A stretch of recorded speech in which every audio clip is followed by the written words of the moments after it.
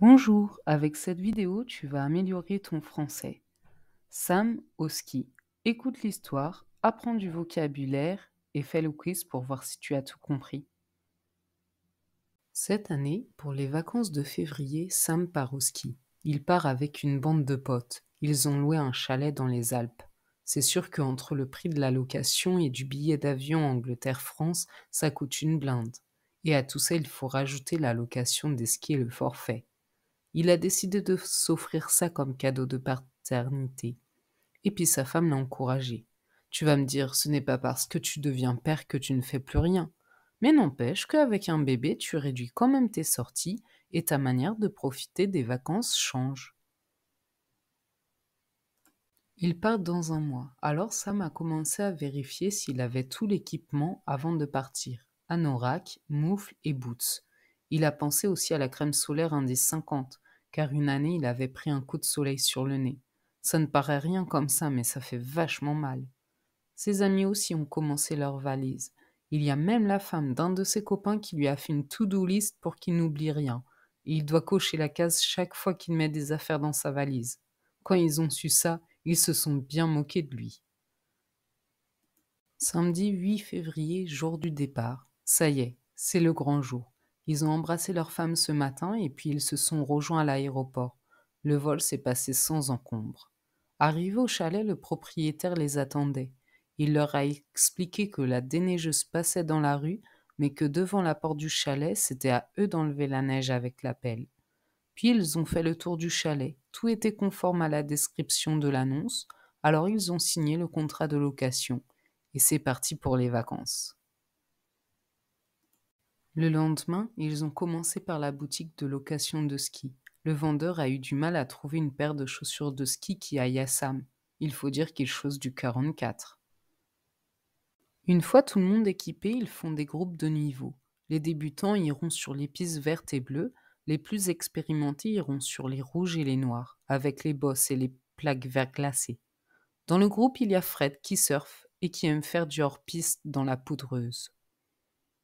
Sam est débutant et pour progresser plus vite, il a pris un cours particulier de ski.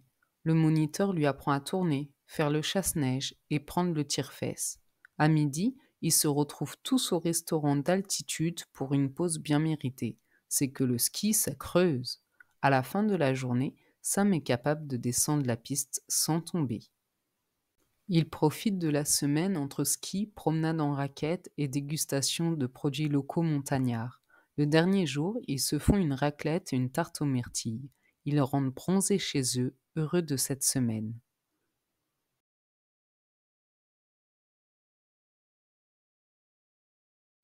Il part avec une bande de potes. Les potes, c'est un nom masculin pluriel, c'est du registre familier. Cela veut dire les amis. C'est sûr qu'entre le prix de la location et du billet d'avion Angleterre-France, ça coûte une blinde.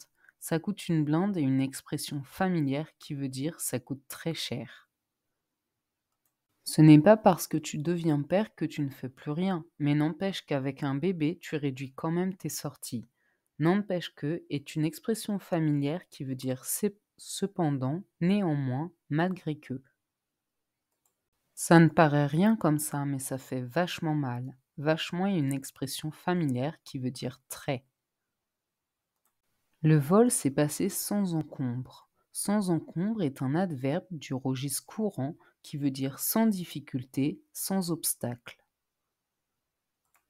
Dans le groupe, il y a Fred qui surfe et qui aime faire du hors-piste dans la poudreuse. Le hors-piste, c'est la pratique de descente à ski sur des pentes enneigées non damées, en dehors des itinéraires balisés ou surveillés d'une station de ski. La poudreuse, c'est un nom féminin qui veut dire la neige fraîche et légère.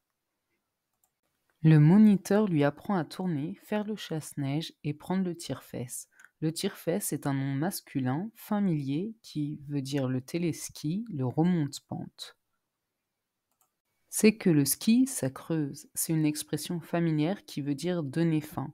Mais ça creuse, ça veut aussi dire réfléchir beaucoup. Vous ne vous êtes pas creusé la tête pour trouver ça. Voici un peu de vocabulaire du ski. Un skieur, une skieuse, le ski alpin, le ski de fond, des skis, des bâtons de ski, des chaussures de ski, un casque, des lunettes de ski, la montagne, un téléphérique, un télésiège. On dit faire du surf, faire du ski de fond, faire du saut à ski, faire de la motoneige, faire du patin à glace, faire du ski, faire du slalom, faire des raquettes, faire de l'escalade sur glace, faire de la luge. Et maintenant, place au quiz pour voir si tu as compris l'histoire. Pourquoi Sam part au ski avec ses amis? A. Parce que sa femme n'aime pas la neige. B. Parce qu'il veut profiter avant de devenir papa. C. Parce qu'il n'avait pas pris de vacances depuis longtemps.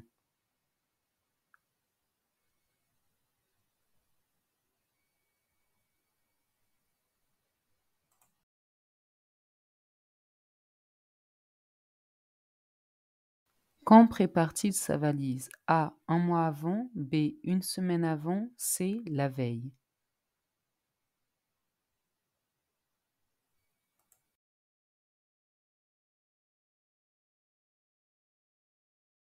Où Sam et ses amis ont-ils besoin d'enlever la neige? A. Sur la route. B. Sur leur voiture. C. Devant la porte du chalet.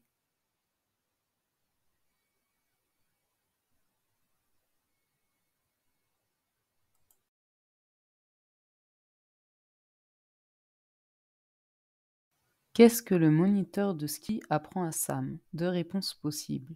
A. À tourner. B. À faire le chasse-neige. C. À faire un bonhomme de neige.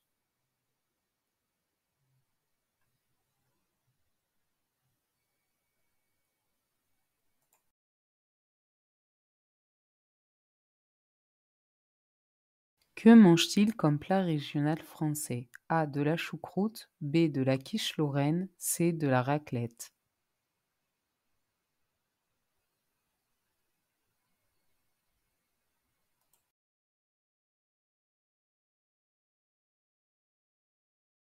Bravo, avec cette vidéo, tu as amélioré ton français. Et pour continuer à l'améliorer, n'hésite pas à t'abonner pour ne rien louper et pour me soutenir, n'hésite pas à partager et commenter. À bientôt dans une prochaine vidéo.